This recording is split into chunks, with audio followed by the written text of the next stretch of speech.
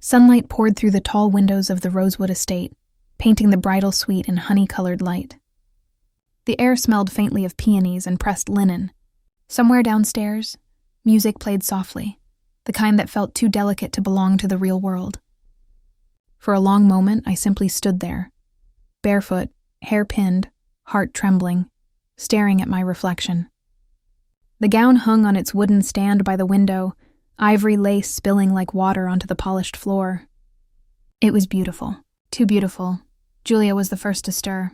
She was sitting cross-legged on the bed, her hair still in rollers, whispering something to herself as she tried to keep from crying. When she saw me watching her, she grinned through the glassy shimmer of her eyes. "Today's the day, Lori," she said. Her voice cracked halfway through the sentence. "You're marrying Dylan." I smiled back, too wide, too practiced. "I know." My fingers brushed the fabric of the gown. It felt impossibly soft, like touching a dream that could vanish if I pressed too hard. Julia stood and began fixing my veil, humming a slow tune that filled the quiet. Every sound in that room seemed heightened. The soft click of hangers, the rustle of silk, the faint knock of a hairbrush against the vanity. I remember thinking how strange it is to feel both joy and dread at once. Then the door burst open. My mother swept in, perfect as always, her perfume wrapping the room in something warm and familiar. She carried a tray with coffee and pastries, still steaming. "My beautiful girl," she whispered, setting it down and pulling me close. "I'm so proud of you." Her voice trembled slightly, and for a second I thought she might cry. Behind her came Emma, my younger sister, barely 20 and always full of energy. "Lori," she squealed, her dress fluttering behind her like wings. "The flowers just arrived. They're breathtaking. You have to see them." We all laughed then, the kind of laughter that shakes the nerves loose for a moment. Everything felt perfect. The people I loved most around me, the air soft with anticipation. And yet, underneath it, a quiet hum of something else, like static before a storm. The photographer arrived next, a cheerful man with a camera that clicked like a heartbeat. He moved quickly, arranging us near the window, turning the veil to catch the light. He was all smiles until his elbow brushed the perfume bottle on the vanity. It toppled, shattering against the hardwood. The sound was sharp, final. Everyone gasped. "Oh my God!" Julia exclaimed, kneeling to gather the glass. My mother laughed lightly. "It's just perfume, darling. Maybe it's good luck." I forced a smile, but as the jasmine scent rose and thickened, I felt something uneasy settle inside me. Maybe it was nothing. Maybe it was the nerves. But I remember thinking how the air suddenly felt too sweet, like it was hiding something bitter beneath it. An hour later, we were in the car. My veil fluttered against the window, and outside, the world looked softened by sunlight, the gardens alive with roses, the lake glittering at the far edge of the estate. Julia sat beside me, humming the same tune from earlier, and I found myself repeating her words in my head. "Today's the day." The chapel was already full when we arrived.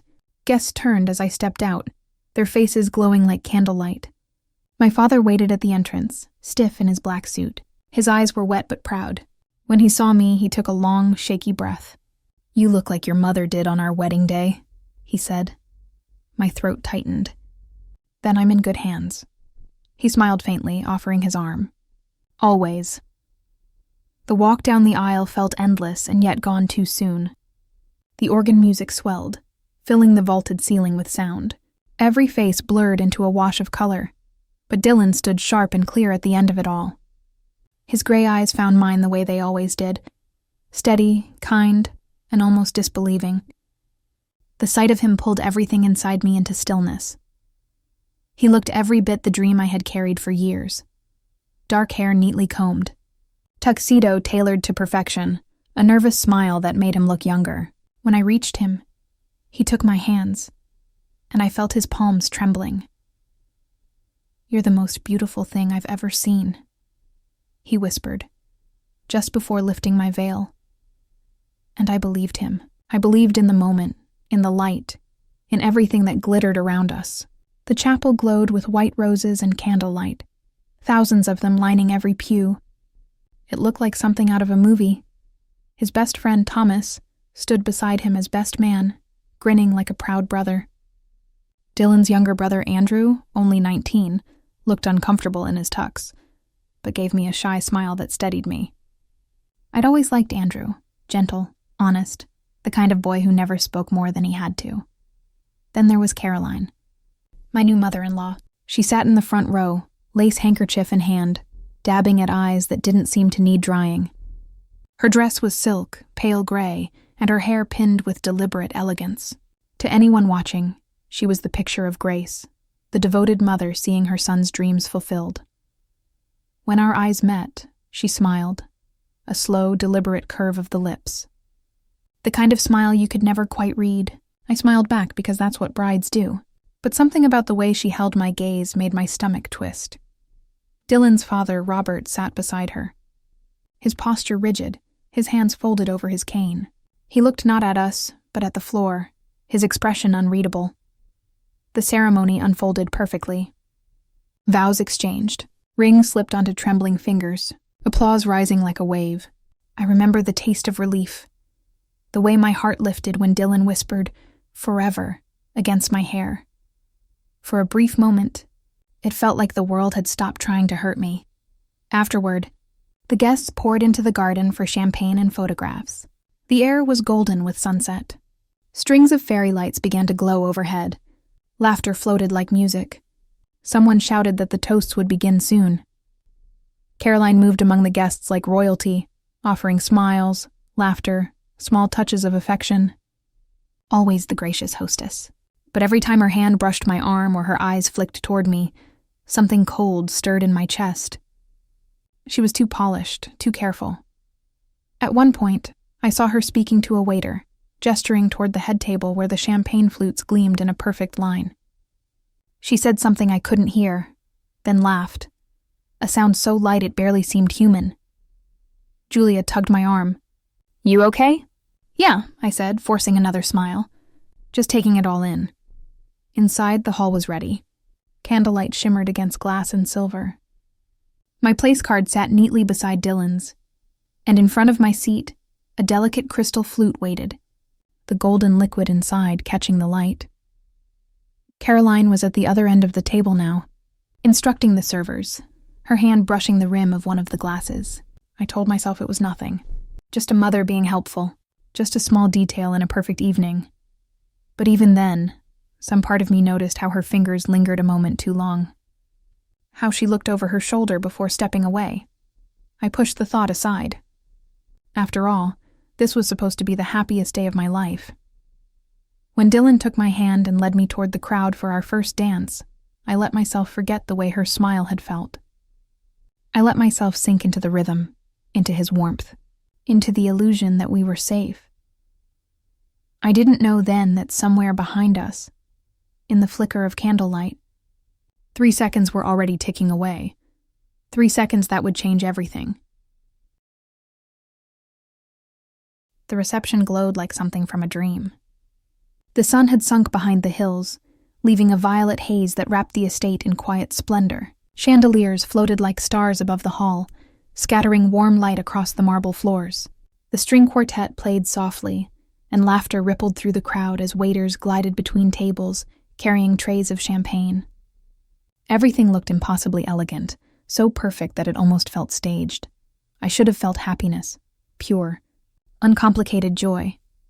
But there was a strange pressure building in my chest, a whisper I couldn't quite ignore. Maybe it was exhaustion. Maybe the perfume, the music, the endless smiles. Or maybe it was something darker, an awareness humming beneath the gold and glass. Dylan stood at the center of it all, charming as ever, his hand resting lightly on my back. Every so often he'd lean down and whisper something sweet, something small and ordinary that made people nearby smile. "You're doing it," he said once, his voice low. "You're really my wife now." I smiled, because I wanted it to be true. From across the room, Caroline's laughter rose, a practiced, musical sound that never quite reached her eyes. She was talking to one of Dylan's old professors, her hand resting lightly on the man's arm, her pearls gleaming against her throat. For a moment she looked radiant, and then, when she thought no one was watching, her expression changed. The corners of her mouth dropped, her eyes sharpened, calculating. It was like seeing a mask slip only for an instant, but it was enough to make my pulse stutter. When the waiters began refilling glasses for the toasts, Caroline moved toward the head table. Slowly, gracefully. Her silk gown whispered as she walked. I watched her through the reflection in the mirrored wall, unnoticed. Her hand hovered over my glass. 3 seconds. 1. She looked around. 2. Her fingers trembled, a tiny white pill between her manicured nails. 3. It dropped into the champagne, dissolving almost instantly into the golden bubbles. The liquid fizzed softly, then stilled, looking just as it had before. She smiled. A small satisfied curve of her lips. I couldn't move. My body went cold, every sound fading beneath the steady thud of my heartbeat. She thought she was alone. She thought I was across the room laughing with my bridesmaids. But I saw her. Every motion, every breath, every flicker of guilt that crossed her perfect face before she pulled her hand back and smoothed her dress like nothing had happened. I should have confronted her then. Should have shouted. Should have asked her what she'd done and why. But the part of me that still believed in fairness, in truth, stayed silent. Maybe it was disbelief. Maybe I needed proof. As she drifted away from the table, her smile reforming into that of a proud mother, I walked toward the glasses. My footsteps felt heavy, the hem of my gown whispering against the floor. I could hear laughter all around me, music swelling, cutlery clinking, but it all sounded far away. Her glass sat beside mine, untouched. Without thinking, I switched them. Just a small movement. A flick of my wrist. My glass slid into her place and hers into mine. When I looked up, Caroline was watching Dylan from across the room, her expression soft and maternal again. She didn't notice the change. A waiter passed, asking if I needed anything. I smiled, pretending to sip from my own glass, and he moved on. And then it began. The lights dimmed slightly. Dylan stood, raising his glass, the soft murmur of voices quieting around him. He looked radiant in that moment, bathed in the glow of chandeliers and candlelight. My husband, my love. I just want to thank everyone for being here, he said, his voice catching a little. It means the world to us, to me, and to Lori, who's made me the happiest man alive. A wave of applause and cheers swept the room. I felt my face warm as I smiled up at him. But my eyes drifted to his mother, standing proudly beside him. Caroline's expression glowed with maternal pride. But there was something else. Something faintly smug, like a queen watching her plans fall neatly into place. She lifted her glass. The very one I had switched. Here's to love, Dylan said. To family. And to forever. The words seemed to echo strangely in my ears. The clink of glass rang like a bell underwater. I watched as Caroline's champagne touched her lips, the bubbles trembling against her mouth. I wanted to stop her. I should have screamed, should have reached across the table, knocked the glass away, done something, anything. But my body didn't listen. A cold, detached calm settled over me instead. I wanted to see. I wanted to know what she had planned. She drank. It happened so quickly that at first, I wasn't sure it was real. She laughed softly at something Dylan said. Then her hand slipped. The crystal flute shattered against the floor. The sound tore through the room, every head turned. Mom? Dylan's voice broke. He was at her side in an instant. Caroline swayed, her face paling, her eyes darting around as if the world were suddenly tilting. Her lips parted, trying to speak, but only a faint gasp came out. A waiter stumbled backward. Someone screamed. Another person shouted for a doctor. The orchestra stopped playing mid-note, leaving only the echo of that broken glass. Dylan caught her as she fell. Mom, can you hear me? She tried to answer, but her words were slurred, her eyes wide with terror. Foam traced the corner of her mouth as her body convulsed once. Twice. And then she went still. I sat frozen in my chair, my hands clutching the edge of the table so tightly my knuckles went white. My mind was blank. My heartbeat filled my ears like a drum. Around me, chaos unfolded, guests rushing to help, waiters calling emergency numbers, my mother crying out my name. But I couldn't move. The room spun with motion, people shouting, chairs scraping, dresses rustling. And yet it all felt distant, unreal. Dylan lifted his mother's head, his voice breaking into sobs. "Somebody do something." A man in a dark suit pushed through the crowd. "I'm a doctor," he said, kneeling beside her, checking her pulse. The room held its breath, and I just sat there, watching as the woman who had tried to poison me now fought for her life. The irony twisted through me like a knife. I had only wanted to see what she intended, to understand. I hadn't wanted this. Not really. But as I stared at her pale, trembling hands and the empty glass on the floor, I couldn't look away. I remembered the way she had smiled earlier, the way she had called me dear in that practiced tone, the way she had placed her hand on my cheek and whispered, "Take care of him. He's my whole world." And now she was slipping away beneath the same chandeliers that had glittered over our first dance. The ambulance siren wailed in the distance. Guests stepped back as paramedics rushed in. Dylan followed them out, his hand never leaving hers. His tuxedo jacket was streaked with spilled champagne, and his face, his beautiful, open face, looked broken. The hall was silent once they were gone. Only the faint sound of a glass rolling on the floor remained. I looked down at my own untouched drink, its bubbles still rising in slow, golden spirals. My reflection shimmered on the surface, smiling faintly, like a stranger. She thought she was safe. I set the glass down and whispered to no one. So did I. The mansion felt too quiet once everyone was gone. The music had stopped, the laughter had faded, and the chandeliers, once so blindingly bright, seemed to hum with the echo of something broken. Only the scent of champagne and lilies lingered in the air, heavy and suffocating. I stood alone near the head table, my wedding gown dragging softly across the marble floor. Someone had spilled wine near the dais. It trailed like blood beneath the glow of crystal light. My veil was half torn, still clinging to my hair, but I didn't notice. My eyes were fixed on the door where Dylan had disappeared with his mother. Hours had passed since the ambulance. Hours since the paramedics' footsteps had faded. No one had told me what happened next. No one had needed to. The police had questioned a few guests, hushed voices murmuring in corners, while others whispered about the bride's mother-in-law collapsing right after the toast. Some said it was her heart. Some said it was poison. The air thickened with speculation, with fear. Now, only I remained and the glass. It still sat on the table. The same one she'd poisoned, still half full, its bubbles long dead. I reached for it, tracing the rim with my fingertip. The smooth crystal felt almost warm against my skin. Beneath the soft hum of silence, I could hear my own breathing, shallow, uneven. A memory rose. Caroline's hand on my shoulder at the rehearsal dinner the night before. Her smile had been perfect, practiced, like she'd learned it from a mirror. "You're such a lovely girl, Lori," she'd said.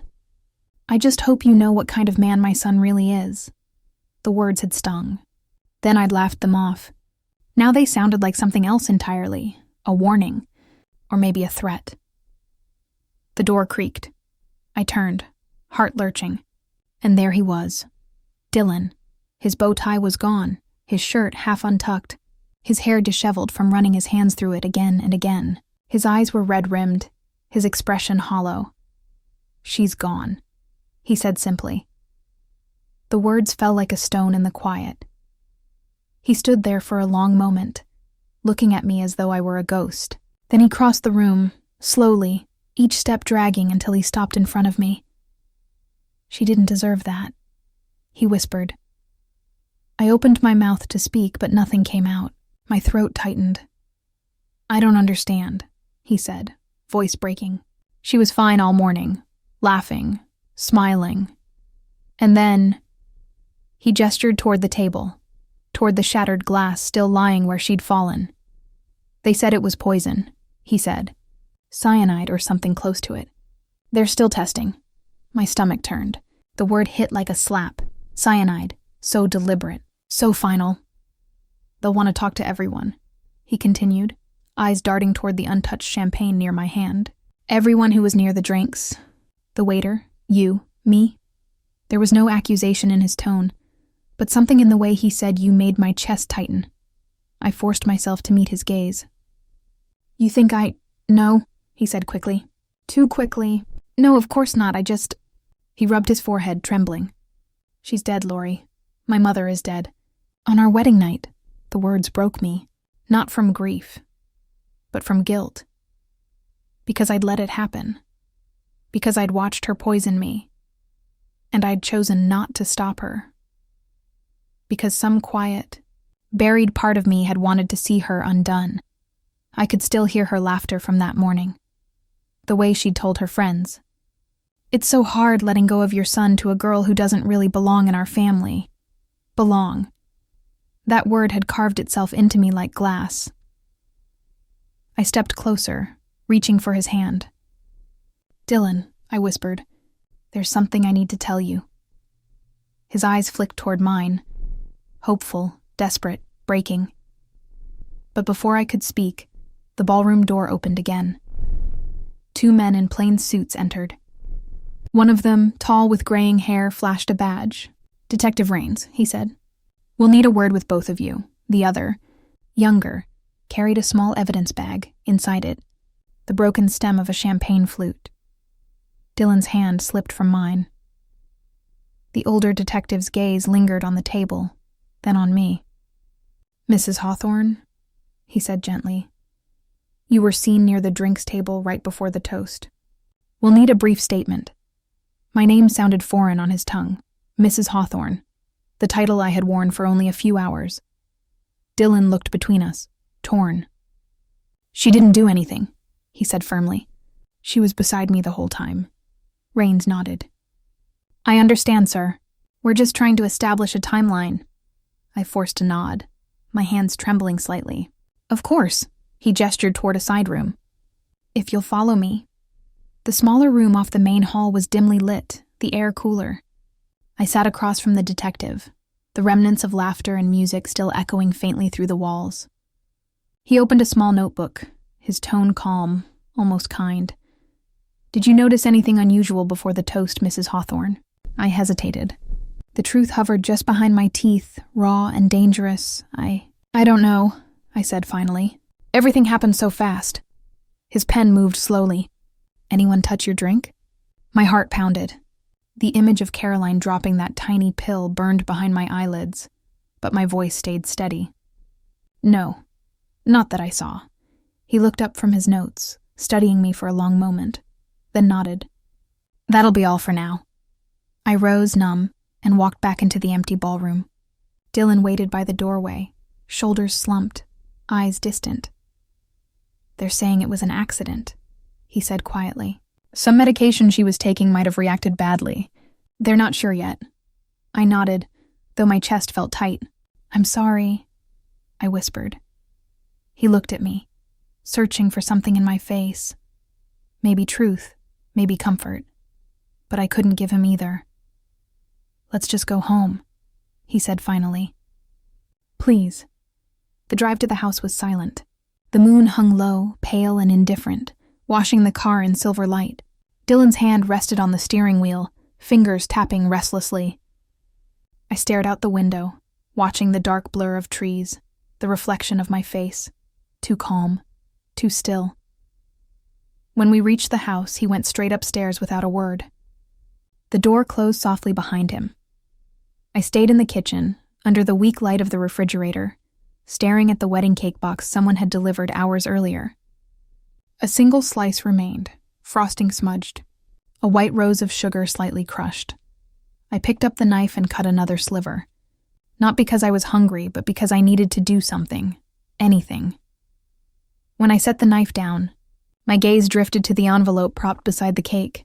It hadn't been there before. My name was written on it in a looping, elegant hand. Lori. I froze. The paper smelled faintly of roses.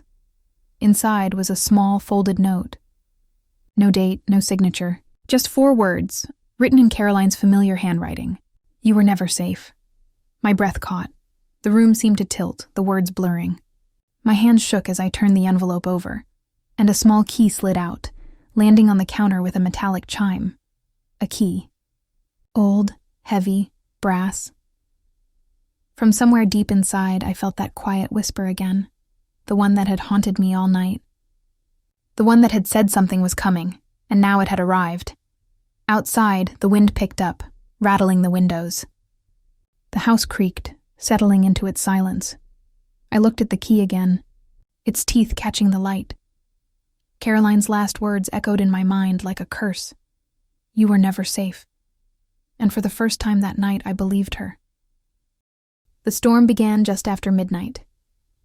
Rain lashed the windows in jagged streaks, each drop flickering under the security lights that lined the Hawthorne Estate's driveway. The trees beyond bent and groaned, their shadows swaying like restless ghosts against the walls. Inside, the house was dark, too large, too still, and far too quiet for a home meant to hold newlyweds. I sat at the kitchen table, the brass key still lying before me. Its teeth glinted faintly each time lightning flashed. I hadn't moved in hours. The note, "You were never safe," lay open beside it, curling slightly at the edges from where my hands had trembled. Upstairs, I could hear Dylan pacing. Every so often, the floorboards creaked, followed by silence. We hadn't spoken since arriving home. He hadn't asked about the note. He didn't know it existed. Part of me wanted to run to him, to confess everything. The pill, the switch, the secret guilt that had grown into something sharp and unbearable. But another part of me, the quiet and frightened part, knew I had to understand what Caroline meant. I picked up the key. It was cold, heavy, like something pulled from another time. On its bow, faintly etched letters spelled LH, her initials. Lightning flared again, and the power flickered. The lights dimmed to a low hum. I rose, clutching the key, and moved through the hall toward Caroline's old study. The air grew colder the deeper I went, as if the house itself resented my presence. The portraits of the Hawthorne family loomed from the walls, paintings of men and women with identical sharp eyes and faint, knowing smiles. At the end of the corridor, a door waited, carved with ivy patterns and a brass lock that matched the key perfectly. For a moment, I hesitated. I could almost hear her voice, calm, patronizing, always a touch too soft. Curiosity ruins good marriages, dear. I slid the key into the lock. It turned easily, almost eagerly. The room smelled of old perfume and paper. Dust shimmered in the faint lightning glow. Caroline's desk sat near the window, a neat arrangement of ledgers, glass jars of pens, and, most unsettling of all, photographs. Dozens of them, me in the garden, at the bridal boutique, sitting in my car outside the bakery weeks before the wedding. Each photo was dated, labeled in her elegant handwriting. June 3rd, with florist. June 8th, received call from unknown number. June 14th, alone at cafe again. A chill climbed up my spine. There were files, too. Folders marked with my name, my parents, even my old address. Newspaper clippings, bank statements. My entire life cataloged, dissected, watched. What were you doing, Caroline? I whispered. A floorboard creaked behind me. I turned sharply, heart hammering, but no one stood there. Only the long hallway, swallowed by darkness. Then something caught my eye. A small safe half hidden behind a velvet chair. The keyhole glinted, twin to the one on the door. I knelt, slid the key in, and turned. It opened with a soft metallic sigh. Inside were 3 items: a small black notebook, a USB drive, and a thin velvet box.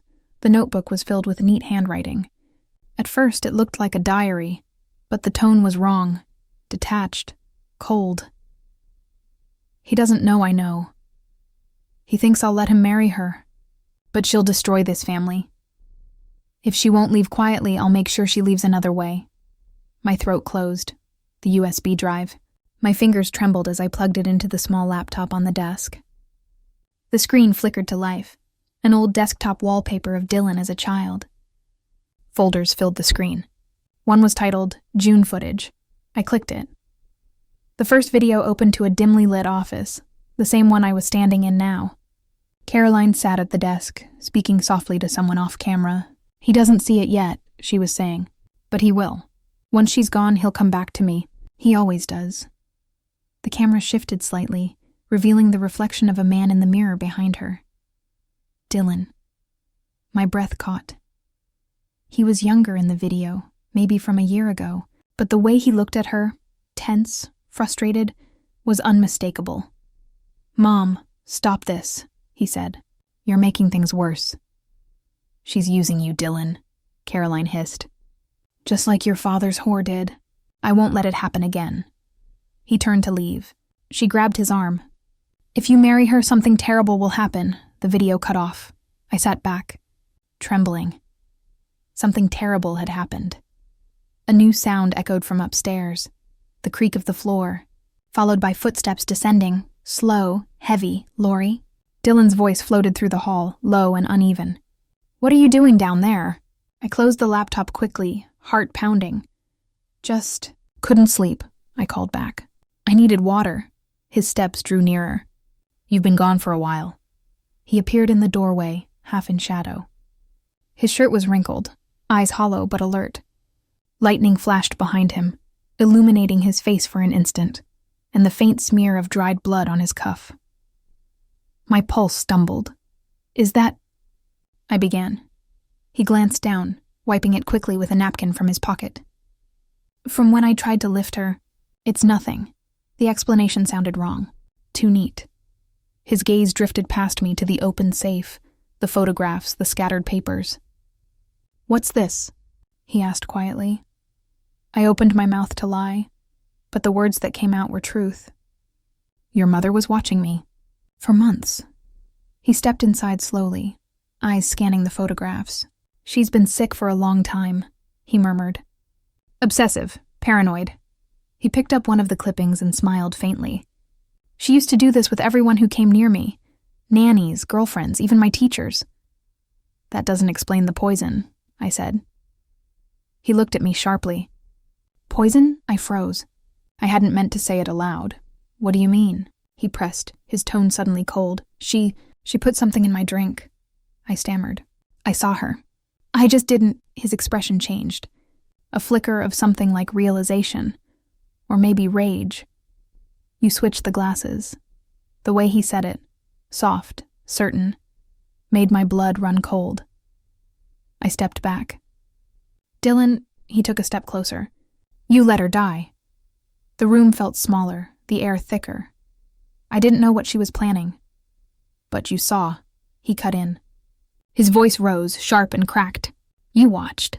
You watched her poison herself." Lightning flashed again, throwing his face into sharp relief. Grief twisted into fury. "She wasn't supposed to die," he whispered. "She was supposed to scare you. Just enough to make you leave." The words hit like ice. "What?" He laughed bitterly. "She called me before the toast. Told me she had a plan. I didn't know what it was until now." He gestured toward the glass on the desk. "You were never supposed to drink it. But you changed everything." My stomach dropped. "So it was true," I said softly. "You knew." "I loved you," he said, voice trembling. "But she was right. You were going to ruin us. You don't understand what this family is built on." I backed toward the door. "What this family is built on?" He took another step, the thunder shaking the house. "Secrets, Lori. And you were never meant to know them." I turned and ran. The hallway blurred as I sprinted past portraits and chandeliers. Behind me, I could hear his footsteps, heavy, relentless. The storm outside roared as if echoing my heartbeat. I reached the front door, fumbling with the lock. "Lori, don't!" His voice thundered from behind. I wrenched the door open. Rain slashed across my face, cold and blinding. I stumbled into the darkness, barefoot, the wind ripping at my gown. The gravel cut into my feet as I ran down the drive, the mansion glowing behind me like a beast with too many eyes. "Lori." I didn't look back. When I reached the gate, I turned once more toward the house, lightning slicing across the sky. Through the window of Caroline's study, I saw him standing there, silhouetted against the storm, watching me. And for a moment, I thought I saw another shape beside him. A woman. Still. Pale. Smiling. Then the lights went out. The rain swallowed everything. And somewhere in the darkness, Caroline's voice whispered through the wind, soft, almost kind. You were never safe.